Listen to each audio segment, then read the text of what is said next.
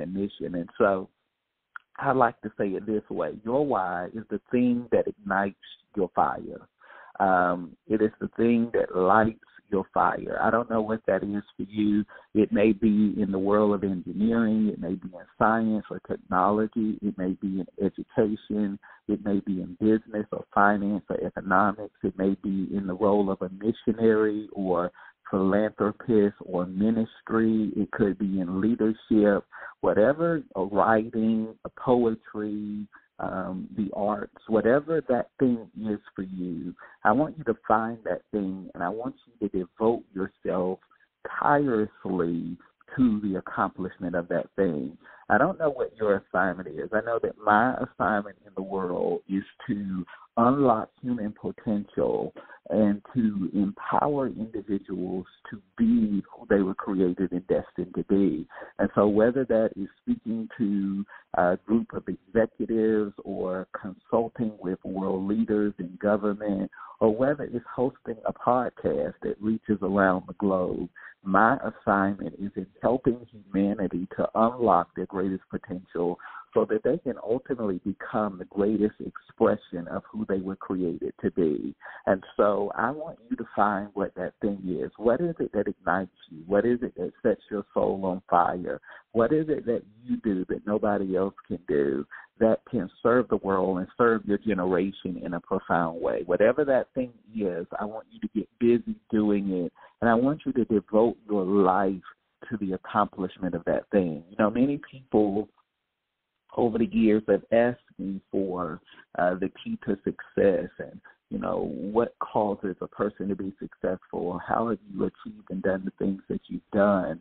And when I began to speak to them, first of all, about the power of purpose and aligning yourself with your assignment, people like, I've never heard that before. You know, I just heard that you do what you're passionate about or what you like. And I said, you know, that's true in some regards, but what we don't understand is that there is something that you have been put on this earth to do, and nobody can do it like you can do it. You know, there are other things that I could choose to do and focus energy and time on, but I know that my assignment is to help individuals, help humanity to unlock their greatest potential so that they can make a meaningful contribution to the world around them. And so if I go pursue, I don't know, ice hockey or tennis or some other thing that's not really in alignment with that purpose and mission, it may bring me a certain sense of happiness, but it will not bring me real joy or contentment in my life. Those lives are so discombobulated and so, what's the word I'm looking for? Their lives are so miserable. It's because they're not living their life on mission. You have to find the thing that you were put on this planet to do.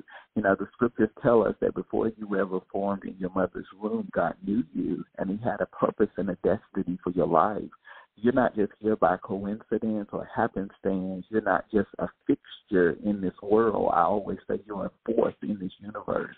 And when you find what you were born to do, you can unleash that force and you can express your significance in the world.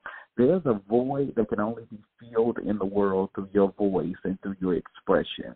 And what I want you to do, what I try to do through this podcast, through every live event, every keynote I give, every time I get to talk with a person, I'm trying to help them find that voice so that they can begin to give expression to the significance that lives on the inside of them. You know, one of the most devastating things in the world is to go to the grave full of potential, full of books that could change the world, ideas that could revolutionize nations, songs that could move humanity, medical cures and breakthroughs that could bring healing to people's lives. The graveyard is a very rich place, and I don't want the graveyard to be a rich place for you. I want you to do what I'm endeavoring to do every day of my life, and that is to exhaust the seed of my potential. I want to rob the grave of greatness. I want to express everything that God put in me from conception and do it at the highest level possible. So I don't know what that is for you. I don't know what your assignment is, but I want you to begin to find the thing that you were put on this earth to do. It is the thing that ignites you. When you find what ignites you, you will find your place of impact. You know, the problem that I have with the culture today is that because we are scrolling social media and we're looking at everybody else's timeline, we're not making the best use of our time. The scriptures say, teach us to number our days that we may gain a heart of wisdom. We're not numbering our days. We're looking at what everybody else is doing, and I see a lot of mimicking and duplication, but I don't see any originality. And in the absence of originality, you don't really have a voice or impact. We just have a parrot of what somebody else is doing. And so what I want you to do is I want you to find what ignites you so that you can find your place of impact in the world. There's a sphere that you've been assigned to. There's somebody you've been called to reach. There's something you've been called to do in your lifetime and generation.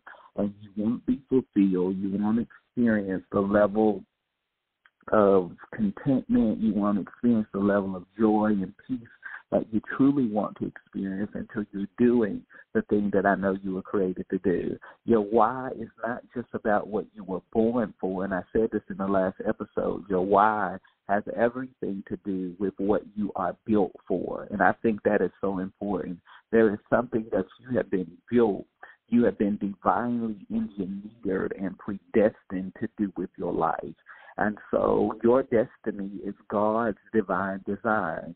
And so you have got to find that why, and you've got to get plugged into that why so that you can make the impact that you've been called to make in your life generation.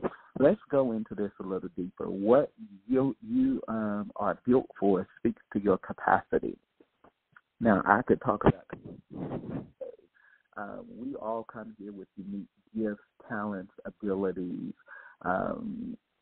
within us. The problem is that most of our lives, those things lay dormant in us and they never find expression. And so what happens is we begin to allow, and they mean well, people around us, people in our life, to tell us who they think we are and what they think we should be doing.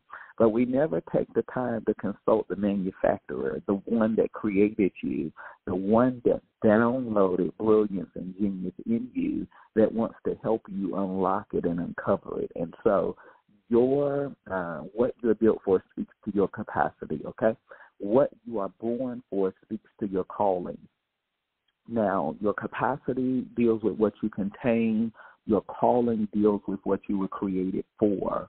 And so, I know everybody's like they're trying to find a career, but more than your career, there's a calling for your life. There is a unique destiny that every individual has, and no person's destiny is the same. I always tell people to trust the process and find the path for your life. Write that down. Trust the process and for your life. The danger in this comparison, competition culture is that you can easily duplicate the path of somebody else and be totally out of alignment with your assignment. Let me say that again. You can very easily duplicate the path of somebody else and be totally out of alignment with your assignment. I talk to people all the time, and they begin to tell me that this is their vision. And a couple of minutes into the conversation, I can tell that this is not their genuine original vision. This is something that they heard or saw somebody else do, and so they're just going to duplicate what they did and call it their vision. Now, that sounds good, and your vision may have similarities, but as I just said, there is a divine design for your life. And so if you just simply duplicate what somebody else has done, you rob the world of your difference. Write that down. If you simply duplicate what somebody else has done, you rob the world of your difference. The reason that I have been successful in the things that I have done is because I know my difference and I own it. I don't sound like anybody else. I don't talk like anybody else. I have a certain vocabulary. I have a certain language that I speak that resonates with people around the world, not just in the United States, but globally. I don't think like anybody else. My thoughts and ideas have opened up worlds of opportunity and around the world to influence these